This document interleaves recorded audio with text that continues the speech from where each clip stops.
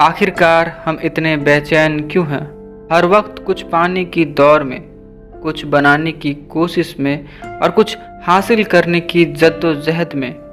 ऐसा लगता है जैसे जीवन किसी मंजिल तक पहुंचने का नाम है, पर जब मंजिल मिलती है तो भीतर से एक आवाज़ निकलती है और वो आवाज़ होती है, क्या बस इतना सही?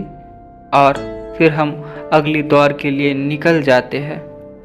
शायद सच्चाई यह है, हम उस चीज़ के पीछे भागते हैं जो हमें भागने से रोक दे। हम प्रेम खोजते हैं ताकि मन स्थिर हो जाए। हम धन कमाते हैं ताकि चिंता से मुक्त हो जाए। हम प्रसिद्धि चाहते हैं ताकि भीतर की तन्हाई भर सके। पर जो भी मिलता है वह सिर्फ थोड़ी देर को ही ठहरता है और फिर वही खालीपन लौट आता है। जैसे कोई अदृश्य हवा हो जो सब कुछ छूकर भी हाथ नहीं आती।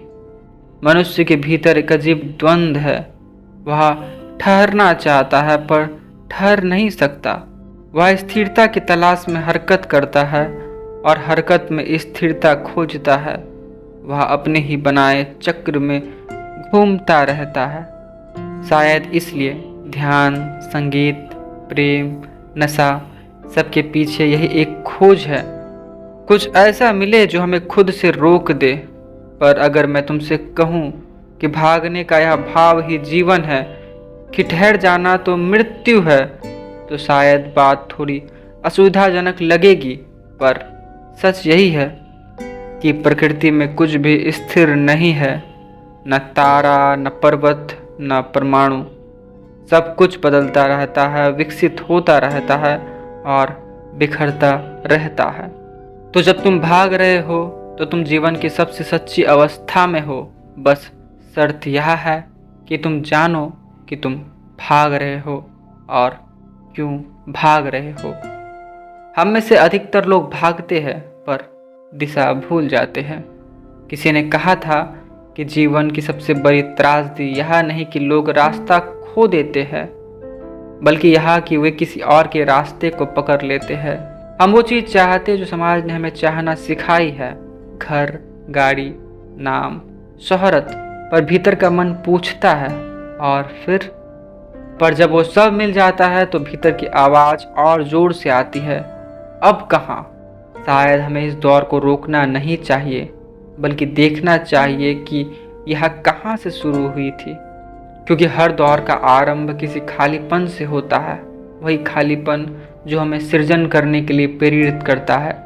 वही खालीपन जिससे कला, प्रेम, दर्शन और विज्ञान सब जन्म लेते हैं। तो हाँ, हम भागते हैं, पर याद रखो, हम सिर्फ भागने के लिए नहीं बने, हम देखने के लिए भी बने हैं कि आखिरकार हम क्यों भागते हैं। और शायद किसी दिन जब तुम यह समझ लोगे कि जीवन कोई मंजिल नहीं बल्कि यही भागना एक यात्रा है, तब तुम रुक जाओगे, न शरीर से बल्कि मन से। तुम वही कर रहे होंगे जो पहले भी करते थे, पर अब बिना भय के, बिना आकांक्षा के। क्योंकि तब तुम समझ चुके होंगे कि जीवन ठहरने का नाम नहीं बल्कि ठहराव को समझने का नाम है। हम उस चीज़ के पीछे भागते हैं जो हमें भागने से रोक दे, और जब यह समझ में आ जाता है तब पहली बार हम सच में ठहरते हैं।